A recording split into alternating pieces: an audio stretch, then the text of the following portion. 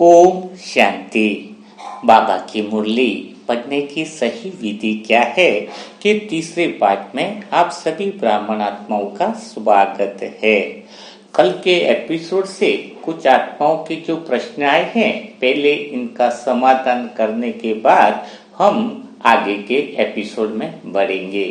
तो कल के एपिसोड में जैसे बताया गया था कि मन जो है ब्रेन की मेमोरी का भी यूज कर सकता है और आत्मा की जो गुण और शक्तियां है उसका भी यूज कर लेता है। लेकिन जब शरीर छूटता है तो यहाँ का आपका जो रिलेशन है जो मामा है या फिर बुआ है, मौसी है, सभी यादें सभी स्मृतियां मस्तिष्क में ही रह जाती है। लेकिन किसी ने प्रश्न पूछा कि जब फिर आत्मा शरीर को छोड़ती है, सूक्ष्म शरीर उसका रहता है, तो फिर ब्रेन तो नीचे रह गया, मस्तिष्क तो नीचे रह गया, फिर उसको याद कैसे रहता है? सूक्ष्म शरीर को तो याद रहता है ना। तो इसका अर्थ क्या है, इसको समझना होगा।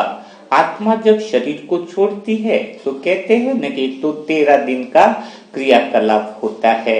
यानी 13 दिन का वास्तविक अर्थ क्या है कि 13 दिन मन जब तक उसको दूसरा शरीर नहीं मिलता है। तो आत्मा के पास सोचो जरा, जब सूक्ष्म शरीर है तो सूक्ष्म शरीर का अर्थ होता है कि उसके सूक्ष्म हाथ भी है, सूक्ष्म पाँव भी है, सूक्ष्म पेट भी है, तो सूक्ष्म आंखें भी है।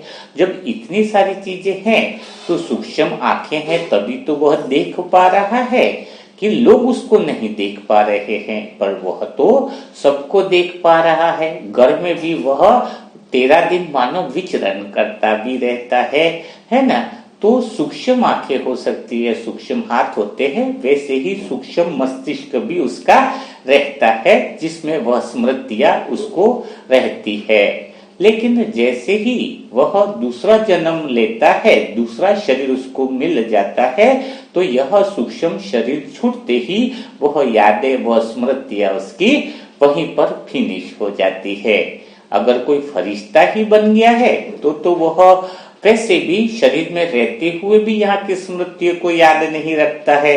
तो शरीर के छूटने के बाद तो सूक्ष्म शरीर में तो सिर्फ वह बाबा को ही याद करेगा, है ना। लेकिन एक लौकिक की बात बताई जा रही है और 13 दिन के अंदर जो शरीर छूटता है वह मृत्यु क्या होती है उस पर भी आगे टॉपिक आएगा, उस पर भी हम आपको बहुत गहराई से चर्चा करेंगे। लेकिन अभी बातें आ रही है बेसिक समझने की। तो यह बातें आपको क्लियर हो गई होंगी कि सूक्ष्म आंखें रहती है, सूक्ष्म हाथ रहते हैं, वैसे सूक्ष्म मस्तिष्क भी रहता है। तो सूक्ष्म शरीर है तब तक वह यादें व स्मृतियां रहना स्वाभाविक है, तभी वह आत्मा उस घर में विचरण करती ही रहती है, घूमती रहती है। और कई आत्माएं ऐसी है जिनको एक्सीडेंट में शरीर छूटा है, कई आत्माएं ऐसी है जिसका सुसाइड कर लिया है, तो ऐसी आत्माओं का सूक्ष्म शरीर रहता है और वो बहुत ज्यादा तड़पती है और वह अपने सगे संबंधी आत्माएं समझो, वह एरिया समझो, वह स्थान समझो, वहीं पर ही भटकती रहती है और बहुत ज्यादा तड़पती है।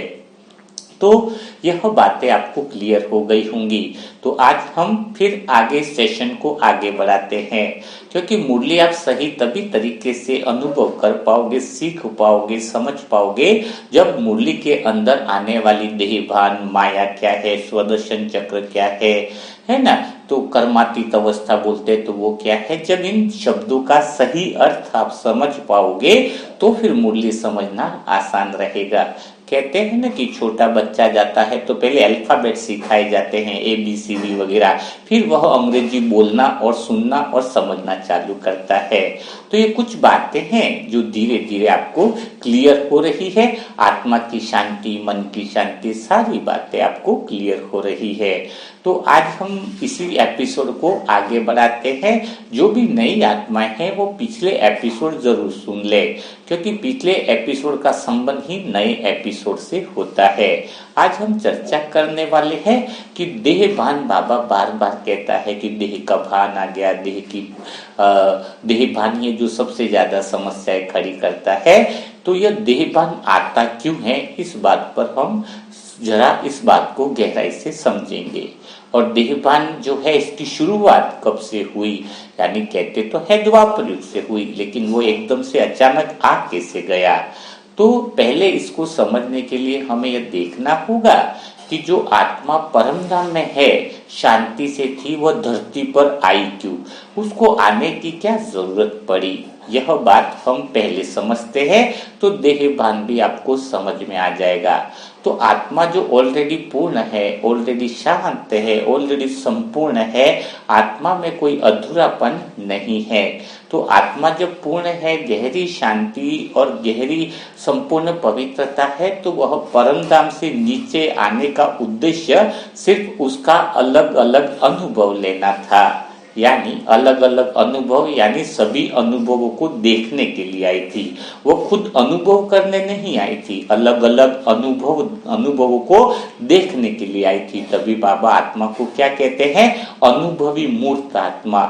यानी अभी आप आत्माएं सत्युग का भी दृश्य देखा हुआ है, आपके पास सत्युग त्रेतायुग का भी अनुभव है, आपके पास द्वापर युग कलयुग का भी अनुभव है, तो आपके पास संगम युग का भी अनुभव है। तो आत्मा यहाँ से कुछ लेने के लिए नहीं आई थी, न कुछ करने के लिए आई थी। आत्मा तो सिर्फ सभी अनुभवों को देखने के लिए आई थी। जैसे हीरो होता है तो अलग अलग अनुभव करता है ना, कभी इसका रोल किया, कभी उसका रोल का देखा। तो जैसे कोई कुली है या अमिताभ बच्चन है, उसको पूछो तो उसको वकील का भी अनुभव है, उसको भिखारी का भी अनुभव है, तो उसको रईसजादे का रोल किया तो उसका भी अनुभव है, लेकिन है तो अमिताभ ना। तो वैसे ही आत्मा किसी से कुछ लेने के लिए नहीं आई, आत्मा तो ऑलरेडी संतुष्ट है, वह तो अलग अलग अनुभवों को देखने के लिए नीचे धरती पर आई है। यह बात समझ में आ गई। तो सत्युग और त्रेतायुग में क्या था कि आत्मा ज्ञान का नेत्र, यानी वह जो आत्मिक दृष्टि है, तो उसी दृष्टि से पूरी प्रकृति और सबको देखती थी, यानी पूर्ण रूप था।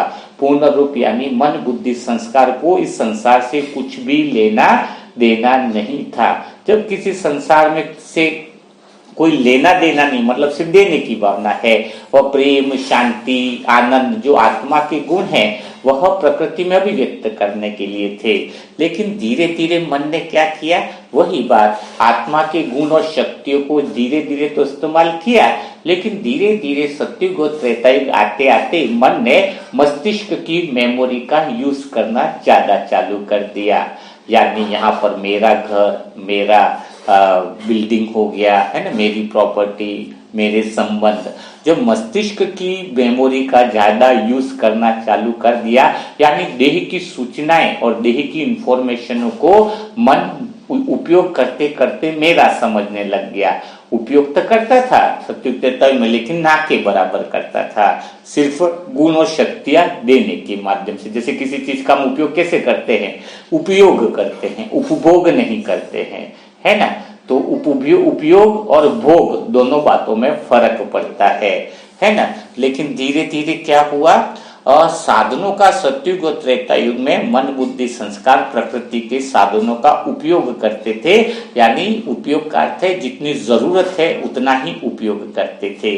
लेकिन धीरे धीरे जैसे समय बीतता गया, मन जो है इस देह का उपयोग की बजाय भोग करने लग गया। और भोग का अर्थ क्या है, जैसे भी शरीर को जितना आवश्यक है उतना खिलाओ तो कोई दिक्कत ही नहीं है, आवश्यकता से ज्यादा खिलाएंगे, यही चीज चाहिए, तो यह भोगना हो गई, भोग करना। तो मन जो है मानो मस्तिष्क से देह की साधनों का उपभोग करने से, देह की बातों को ज्यादा इंफॉर्मेशन का यूज करने से धीरे धीरे शरीर का चिपकाव होने लग गया। यानी देह और देह की बातें मानो मन को चिपकने लग गई, अर्थात वही वृत्ति वही संस्कार जो है वह मन के अंदर बढ़ने लगा।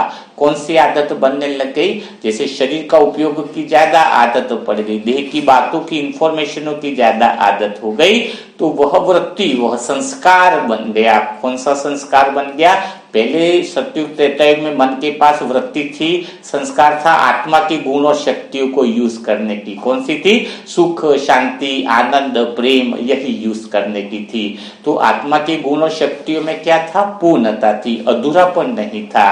और मन ने जैसे ही मस्तिष्क की देह और देह की बातों को यूज करना चालू किया, तो वहां पर एक वृत्ति बन गई। कौन सी वृत्ति बन गई, अधूरेपन की, क्योंकि मस्तिष्क की वृत्ति को, ब्रेन की मेमोरी को यूज किया देह की, तो जैसे एक घर है तो क्या लगता दो घर होने चाहिए।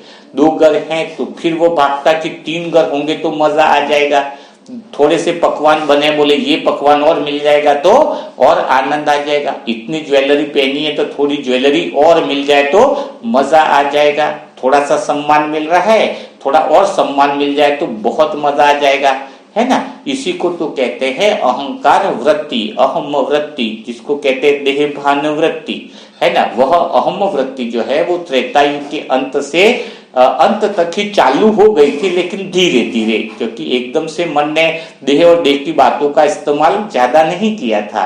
लेकिन इसीलिए कहते हैं ना कि द्वापर की शुरुआत में भी आत्माएं बहुत अच्छी थी, उनके अंदर जो था मन जो है वो 80% 70% भी मानो तो आत्मा के गुणों का यूज कर रहा था, तो 30% देह और देह की बातों का यूज कर रहा था। तो जब 70% भी आत्मा का यूज कर रहा था तब भी उसके अंदर अच्छाइयां थी, यानी मन का एक सिरा जो बीच में अहंकार हो गया, अशुद्ध मन आने लगा, तो उसका एक सिरा तो मन के साथ जुड़ा हुआ था, शुद्ध मन के साथ जुड़ा हुआ था, आत्मा के साथ जुड़ा हुआ था, लेकिन एक सिरा देह और देह की बातों से जुड़ गया। लेकिन कलयुग में आते आते देह और देह की बातों का संबंध इतना बढ़ गया कि उसका अंतर्मन का अंदर का सिरा जो कनेक्शन आत्मा के साथ होना चाहिए था, उसकी सूचना, उसके गुण और शक्तियों का जो उपयोग होना चाहिए था, उससे बिल्कुल डिस्कनेक्ट हो गया। तो इसीलिए आ गया देह का भान, यानी देह भान, है ना।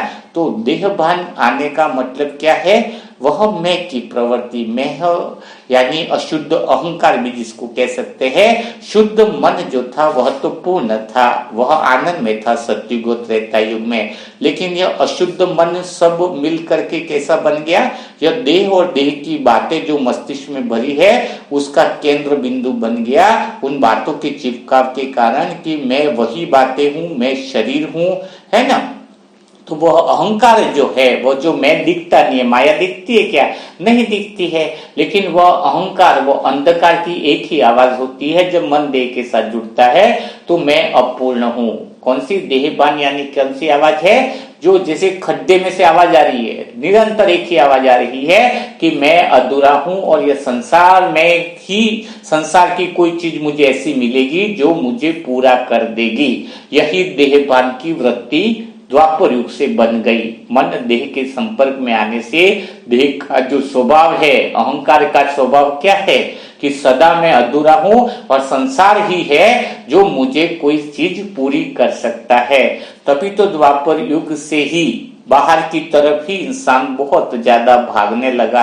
कितना भी बाहर की तरफ भाग रहा है, लेकिन कोई भी आत्मा आज तक खुशी शांति में नहीं आ पाई। जितना वह बाहर की तरफ भागती रह गई, उतनी ही अहंकार वृत्ति क्या हो गई, अधूरी होती गई। और जिद्द कौन सी हो गई देहबान की, कि मैं अधूरा हूं तो मुझे पूरा होना है ना। तो कामनाओं की उत्पत्ति भी वहीं से होती है। जब मन यह समझने लगा कि मैं अधूरा हूं, तो वहां पर कामनाओं की जो है वह उत्पत्ति हो जाती है। वो जिद है कि मन के अंदर यह भावना पूर्णतया दिल में बैठ जाती है कि मुझे इस संसार में कोई ऐसी चीज चाहिए जिससे मेरे अंदर वह पूर्णता आ जाए। इसीलिए द्वापर युग से मन जो है बाहर की तरफ भागता ही जा रहा है।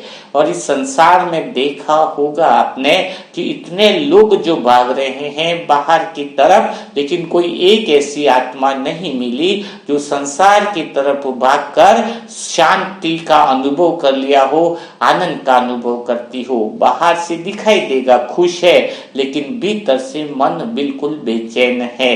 तो इसीलिए बाबा आकर समझाते हैं कि तुम्हें भीतर की यात्रा करनी है। भीतर की यात्रा करने से जिसने भी भीतर की यात्रा करी है उसको कुछ न कुछ तो मिला ही है। तो बाबा यहाँ मूल्य के द्वारा आपको भीतर की यात्रा करना सिखाते हैं। तो जब हम मूल्य इस हिसाब से सुनते हैं कि बाबा किस विधि से हमें देह भान और अशुद्ध में से छुटकारा दिलाने की कोशिश करते हैं, जो अर्जुन की तरह बीच में खड़ा है। शरीर, अशुद्ध मन और शुद्ध मन, यह तीन चीजें हो गई। कौन सी? यह शरीर हो गया और बीच में यह अहंकार हो गया और एक तरफ हो गया मन। बीच में जो शब्द है उसको अहंकार भी कह सकते हैं, माया भी कह सकते हैं, कुछ भी कह सकते हैं, लेकिन बीच में जो अहंकार है उसका एक सिरा शुद्ध मन से जुड़ा है तो एक सिरा संसार से जुड़ा हुआ है।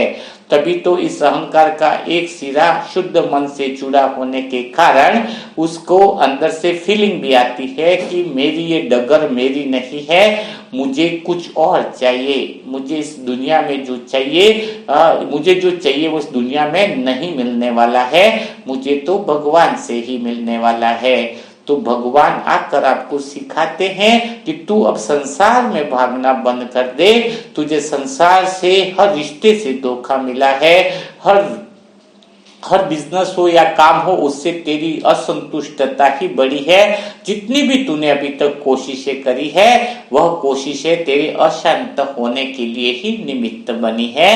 तो बाबा की मुरली हमें समझाती है, प्रेरित करती है अच्छा चुनाव करने के लिए कि अब हमें संसार को जो मिथ्या है, जो झूठ है, जो असत्य है, तो अहंकार का नाम ही है झूठ और असत्य, जो दिखता ही नहीं है। कभी मैं दिखता है नहीं, प्रतीत ऐसा होता है कि है, यानी ब्रह्म। तो शुद्ध मन जो आग की तरह है और अशुद्ध मन आग के ऊपर धुआं की तरह है। तो जो अशुद्ध मन है उस धुएं को अगर हटा देंगे तो वापिस हमारा मन सत्युग त्रेतायुग वाला जो शुद्ध मन था, जिसमें पूर्णता का गुण था, वह स्वभाव दिखाई देने लगेगा। मन की अपनी बेचैनी खत्म हो जाएगी। मन की अपनी अशांति भ्रम के कारण पैदा हुई है कि मैं अधूरा हूँ, उसकी परत उसके ऊपर चढ़ गई है। देह भान और देह की बातें को साथ जो संबंध बना दिया है और उसका जो मैं है उसका संबंध संसार के बाहर की बातों से हो जाने के कारण ही उसके मन में अशांति आई है। तो अब बाबा अपनी मुरलियों के द्वारा हमें अशुद्ध में से शुद्ध में की यात्रा करवाते हैं। तो जब देहभान की बात आए, बाबा मुरली में देहभान कहे तो समझ लेना, एक तो संसार हो गया, देहभान जो दिखता नहीं है लेकिन वह बीच में है, और एक तरफ है शुद्ध मन। तो ये देहभान जो है उसका स्वभाव और संस्कार क्या है? अधूरापन। दिखता नहीं है लेकिन उसके स्वभाव और संस्कार, वो वृत्ति हमें पड़ गई है अधूरेपन की, एक खड्डे की तरह, अंधेरे की तरह। तो वो अंधेरे से, अंधेरा तो डराएगा ना, और अंधेरे में डेली निरंतर क्या आवाज आ रही है कि मैं अधूरा हूँ, मैं अधूरा हूँ। वह जिद, वह कामनाएं है, उसी को हम माया कहते हैं। तो मन की अज्ञानता को दूर करना, अर्थात इस देह भान को दूर करना, इस अहंकार को दूर करना, जो दिखता है लेकिन है नहीं, है ना, जो दिखता है लेकिन है नहीं, उस अहम वृत्ति को, उस अहंकार के संस्कारों को खत्म करना की जो विधि है वही हमें मुरली के द्वारा मिलती है। तो जब भी हम मुरली सुने तो एक लक्ष्य बना ले कि आज हमें बाबा कितने झूठों से निकालने की विधि बता रहा है, मन की अज्ञानता को दूर करवा रहा है। और जब मन की अज्ञानता दूर हो जाएगी तो मन स्वतः ही शांत हो जाएगा। तो इस देह भान क्या है और देह भान की शुरुआत कैसे होती है, वह सारी बातें आज आपको क्लियर की गई है। क्योंकि आपको मुरली अगर सुननी है और मुरली मंथन भी सुनना है, समझना है, तो आपको यह पता होना चाहिए कि माया क्या है, अहंकार क्या है, जिसको बाबा कहता है कि मैं को खत्म करो। बाबा क्या कहता है? मैं को खत्म करो। तो मैं है क्या? वो मैं ही जो देहभान है, शरीर की इंफॉर्मेशन को यूज करता है, और उसने अपना नाम क्या रख दिया है कि मुझे प्यास लगी, मैं असंतुष्ट हूँ, मैं दुखी हूँ, है ना। वो अशुद्ध में जो है, शुद्ध में तो पूर्ण रूप है, शुद्ध मन में तो सुख और शांति से भरा हुआ है। तो ये जो अशुद्ध में बन करके बैठा है, जो कहता है मैं अधूरा हूँ, इसी अशुद्ध में के भ्रम को खत्म करना ही देहभान को खत्म करना है। अशुद्ध में को ही हम माया कहते हैं, अशुद्ध में को ही हम अहंकार कहते हैं, अशुद्ध में को ही हम देहभान कहते हैं। तो देहभान क्या है वह बात आपको क्लियर हो गई होगी। किस तरीके से देहभान शुरुआत होती है वो बातें भी क्लियर करके समझाई दी गई है। फिर भी अगर कोई प्रश्न हो तो मोबाइल नंबर आपको दिया जा रहा है 7202921969। इस मोबाइल नंबर पर अपना प्रश्न डाल सकते हैं। अगर कोई बात समझ में नहीं आई हो और पुरुषार्थ भी बढ़ाना हो तो यह नंबर पे आप ओम शांति लिखकर सेंटर का एड्रेस लिखकर इससे जुड़ सकते हैं। तो कल फिर हम मुलाकात करेंगे। मुरली को सही पढ़ने की विधि क्या है उसकी नेक्स्ट सेशन में। तब तक के लिए सभी भाई बहनों को ओम शांति, ओम शांति, ओम शांति।